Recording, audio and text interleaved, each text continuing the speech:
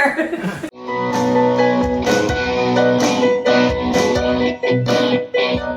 Let's talk about toolboxes real quick. Yeah. So, I know nothing about toolboxes. 1,000 options. They hold tools. What it's going to come down to is price and quality. Okay. Just like any other tool here, it's going to come down to price and quality. A lot of people might say, because I'm a professional mechanic, they're going to talk shit. I have a Mac toolbox. I've got a lot of Mac tools, Snap-on tools. I got a mixed variety of stuff. However, as a DIY person, Harbor Freight toolboxes are everything you need for a great price point. You can get out of Harbor Freight for $300 or $400 with a higher, I don't want to say high quality, with a proper quality for what you need. Okay. And they come in a ton of different color options now. So if you like a certain color, you go to Harbor Freight, look at their toolboxes. They have a little thing. You can see the color options. So one of the big things about toolboxes are the drawer. How does the drawer feel coming in and out? The ball So bearings. like it being like smooth and not exactly like... right. Ball bearings. All the toolboxes now have plenty of weight rating. Right. Weight rating is not even I don't know why we still compare it. It's not even a big deal anymore. Right? It's like, oh, my drawer holds 440 pounds per drawer. Like, well, I couldn't even fit 440 pounds of gold in that drawer, let alone tools, right? I put gold in there first over... Yeah, well, so my point is, like, a lot of these, bells and whistles are so irrelevant anymore, it's not funny. So what we care about is the quality of the drawer, the slide. Okay. Right? That it's decent metal, which Harbor Freight's making decent metal toolboxes. And the last one is a locking option. So when you shut that drawer, they have little tabs on the side, or some of them have handles that pull up when you pull it. Okay. It unlocks the drawer, because what happens when you have a toolbox that doesn't lock, you're pushing it to where you want to go towards your car. So the idea with the toolbox here, let's back up. It's a super misconcept within the whole world now. You take your toolbox to your job. You don't go to your toolbox and pull 1,000 tools out to put them on a cart to take them to that. That's not the purpose of a toolbox. A toolbox has wheels on it to have all your tools in one location, and you roll it to your job, you roll it to your car, you lock the wheels down, and that. So when you're rolling it to that job, you want to make sure that the drawer stays shut. I would be the person who would have been grabbing all the tools. Yes. So learn something that... Well, but here's the thing. If we want to talk about speed and efficiency, whether you're DIY or professional, you start getting aggravated when you walk to the toolbox and you grab the wrong tool and you come back. If the toolbox is 3 or 4 feet from you, you're not going to get aggravated with it. Right? Okay. So you might still get aggravated, but not as much, right? and you get guys that, they buy these monstrous toolboxes, and that's like, they call it the home base. And then they have a roll cart, which is, just a small little toolbox cart with wheels on it. Mm-hmm. And it's so overloaded with tools, I don't even know how they even use it. Like, you can't find anything, right? So they have this $50,000 setup in the corner that is almost barely touched, and they're on a $600 roll cart. The roll cart's more important to them than their home setup. It's almost like transferring something to transfer something. Yeah. So I personally would rather have 2 smaller boxes that I can roll to. Like if I'm a professional mechanic, right? Mm-hmm. I've got a 4-foot toolbox and 2 smaller ones, but you roll the toolbox to the job. Okay. You don't go back and forth. When you see these mechanics and I watch them, they go from the job and they walk 30 feet to their toolbox. They come back, they walk, they come back, they walk, and they come back. Like, if you were working for me, I would have to say something to you like, dude, you're wasting my time. You're wasting my money. You're not efficient. You're getting extra steps, though. Yeah. But when we talk about DIY home builds, you want to also make sure you're getting rid of some of these stupid habits and aggravation points.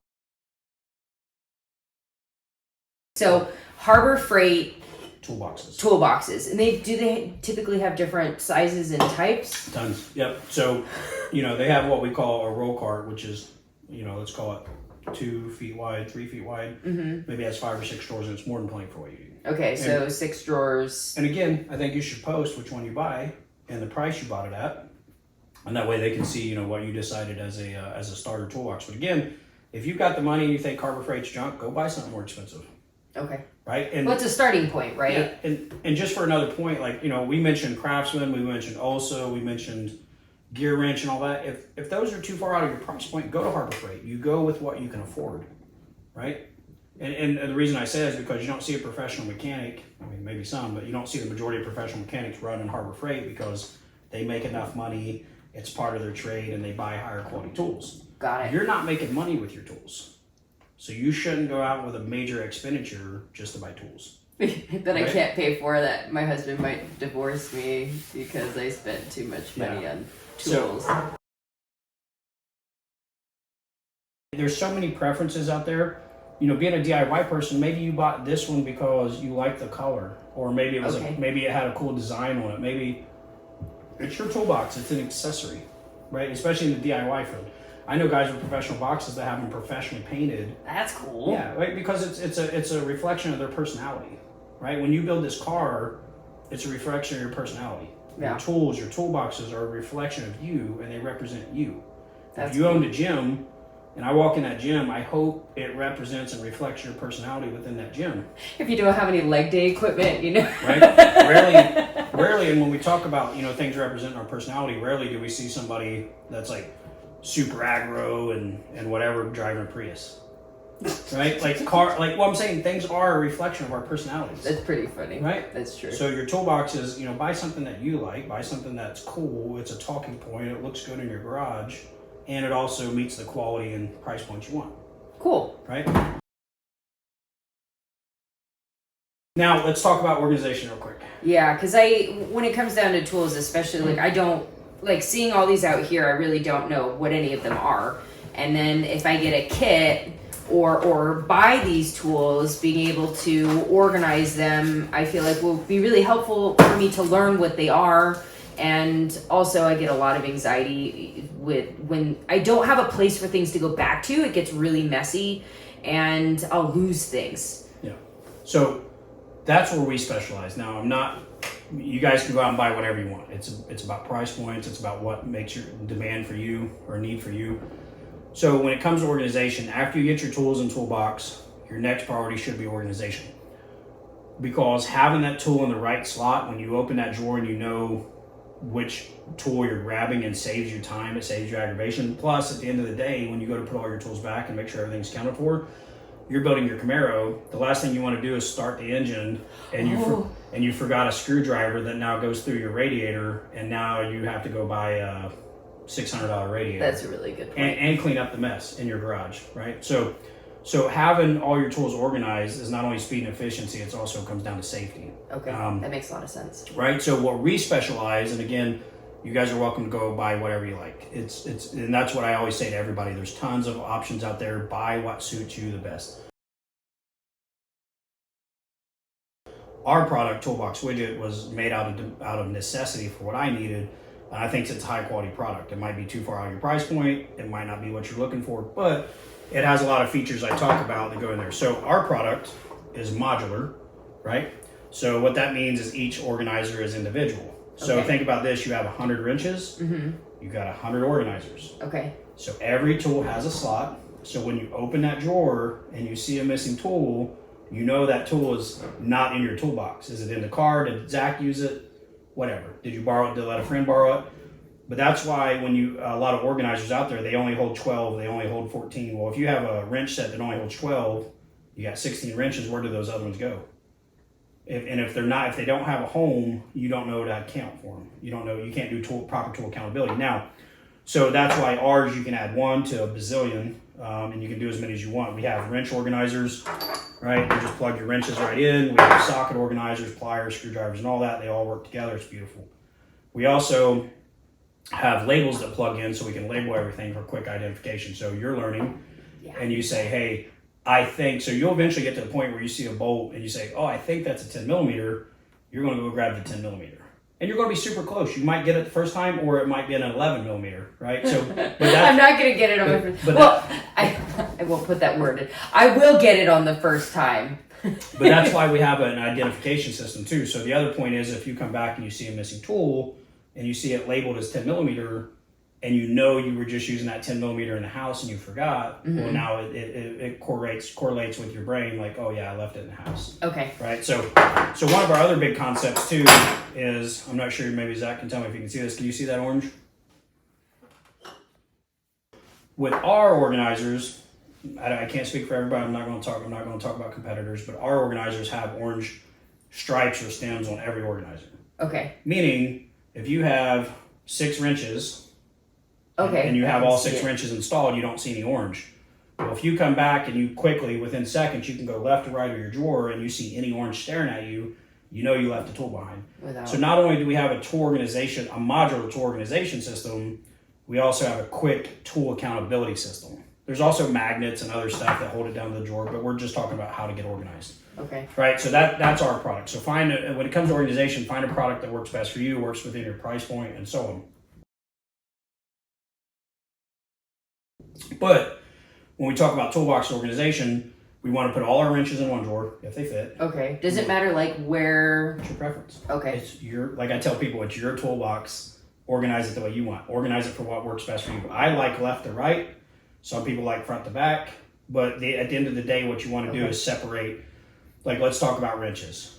I've got, on the back side of my box, I've got SAE running from big to small. Oh, so and separating. On the front side of that same drawer, I start big on the opposite side. It goes big to small. So all my metrics are in front. Okay. All my SAEs are on the back side. And they alternate. So it's big to small, and then metrics start big on this side to small. And it fits better that way too, right? Yeah. So you're not going small to big, small to big, and it'd be kind of like... Exactly, right? And then when you get used to it, you'll be able to, it's just about muscle memory, right? You're going to know which door to open. You know your metrics are in that front row. You know roughly where your 10 millimeters is about, right? So it's about speed and efficiency at that point. Okay. And so then we separate everything by type. We want wrenches separated by SAE metric. Some people want to do SAE in one drawer, metric in the other drawer. If you got room for it, do it. Okay. Then we want our screwdrivers separated by Phillips or flathead. So we're going to put these somewhere else. Yep. So these ones I go front to back. On the left side of the drawer, I go Phillips. On the right side of the drawer, I go flathead. Okay. So one of the other things I do is I grab things, I'm right-handed, so I like my most common ones. I like to open my drawer with my left hand, and I grab my most common with my right. Okay. So but again, it's preference. I'm a professional mechanic that worked on the aircraft for 12 years, so I'm about speed. The aircraft's broke. I need it, right? It's going to take me like a bajillion times longer. Not as important as for you, right? Yeah. So really, yours is just about having everything organized, know where it's at, to be able to grab it without digging, So, and then same thing for pliers. You basically, if you anything you have in your toolbox, they make an organizer for it. Some companies work better, like Toolbox Widget, is great at what it does. Maybe you like Toolbox Widget, but on wrenches, you like a different kind of organizer. So you don't have to have, just like you don't have to have one set of matching tools, you don't have to have one set of organizers that match. You can, but you don't have to. You do a mishmash of different brands depending on what you like more. And being organized is the way to be, right? Again, a lot of people like to say, well, I like to grab my wrenches and carry them to the job. Well, that's great, but what about when you need sockets? What about when you need pliers? That's why I'm so big about taking the toolbox and buying a toolbox that you can easily roll to the job. Okay. Right? Do me a favor, grab a Grypmat over on that wall over there. Which is that? Just the top one's fine too. The top one's the orange and the green. So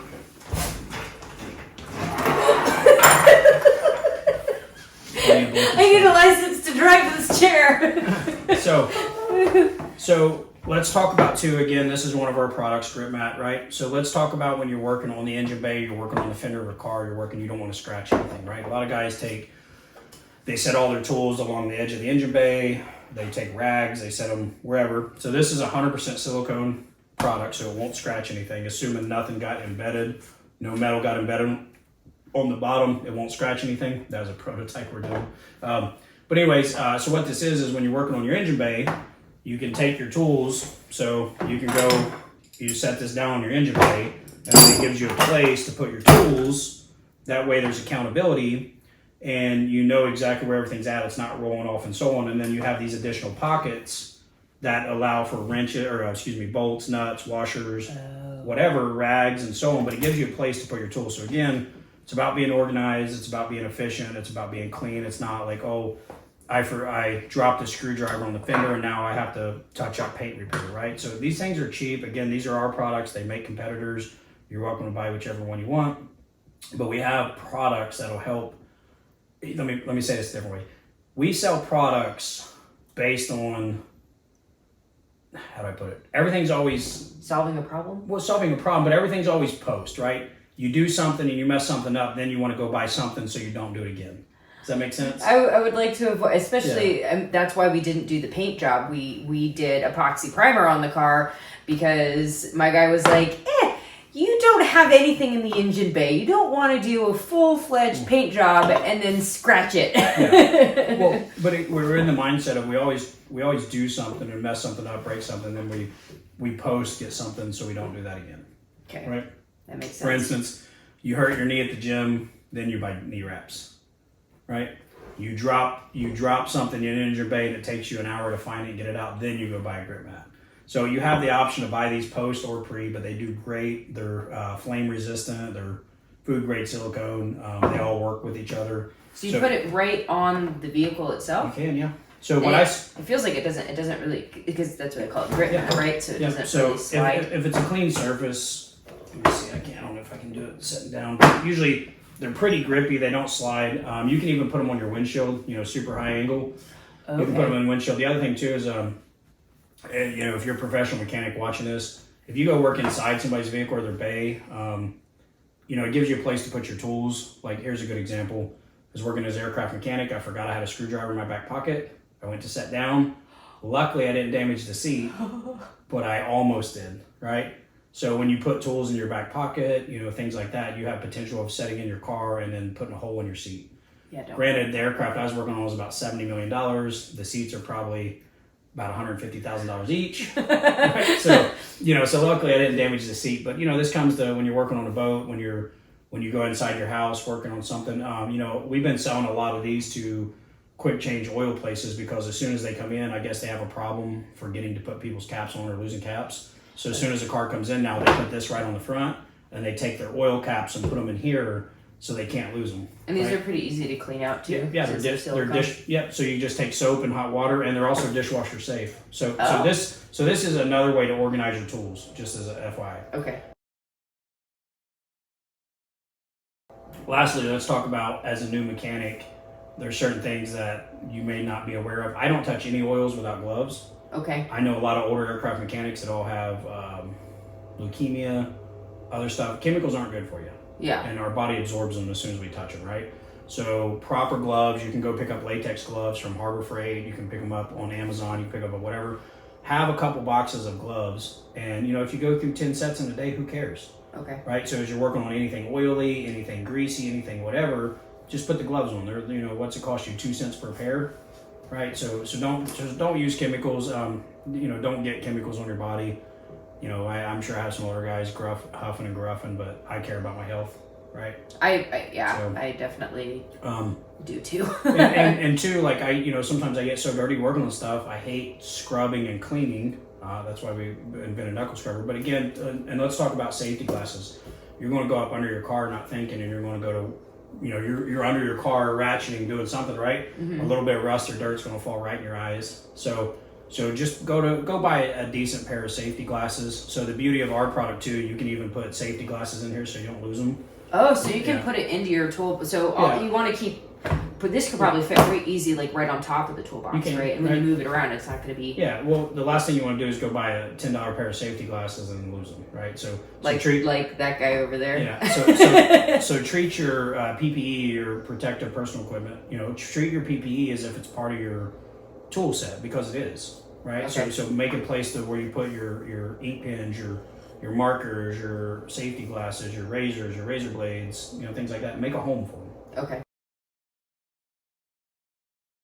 And then lastly, if you do get filthy, we also have Knuckle Scrubber, which is a soap bar made for mechanics that has a built-in scrubber all the way through it, so it cleans the fingernails. That's pretty cool. It's basically got a Scotch-Brite in it. It basically cleans the whole life of the soap. It's the sponge is cleaning your hands, your arms, your feet, whatever. We put aloe in here. We put aloe in here, and then the idea is that again, our products are made for anybody that's getting their hands dirty, whether they're turning wrenches and so on. Also, too, when you put your tools back, clean them. Have a setup. So Harbor Freight makes a glove holder. So you buy your gloves, and it's a little metal tray that is magnetic. It attaches to the side of your toolbox. It's a glove holder. Mm-hmm. They also make a paper towel holder and other stuff. But when you're done with your tools are a reflection of you. You spent money on them. just wipe them down. So if they get super greasy, just wipe them down before you put them back, right? So it's about pride of ownership. It's about pride of, when somebody comes over like, oh yeah, look, I've got a new set of tools. It's, again, clean them, put them back. And, and I only keep using gym references because you like a lot of fitness. You're not going to have when you're done with a piece of equipment, wipe it down, clean it off. It lasts longer, right? You can only imagine if you're putting these things back dirty every single time you use it, eventually your toolbox is going to be filthy. It's going to be gross. Your home, your toolbox is a home where your tools live, right? You don't want a filthy home. You don't want to have a grimy wrench and then you got nice clean hands. You're starting the first job of the day and then you go grab some greasy, grimy wrench, right? And you get it all over the car and everything else. And they make wipes too. Like they're almost like baby wipes. They come in a little can. They're made for cleaning tools in your hands and stuff like that. But again, there's chemicals involved with that. So if you're going to clean your tools, put a fresh set of gloves on. Okay. Grab the cleaner, clean it. When you're done, throw your gloves off. Cool. The other big thing too is keep a trash can nearby. Yeah, I'll definitely need that. Q&A, what do you got? Oh, I mean, you answered so many questions for me that I know I'm going to come up with more questions as I'm actually doing the work because I haven't really done enough to really know what questions I have like more specifically. But when it comes down to the actual tools, I will do a follow-up with everybody because I still have to go buy stuff, but having this as like a baseline, I have a better idea. I'm probably going to hit you up when I'm in the store. I'm probably going to be like, hey, John, like these FaceTime, this is what I have in front of me. Yeah. But it's so overwhelming. And just as a baseline, like my garage is not set up yet to be a shop. Mm-hmm. And I have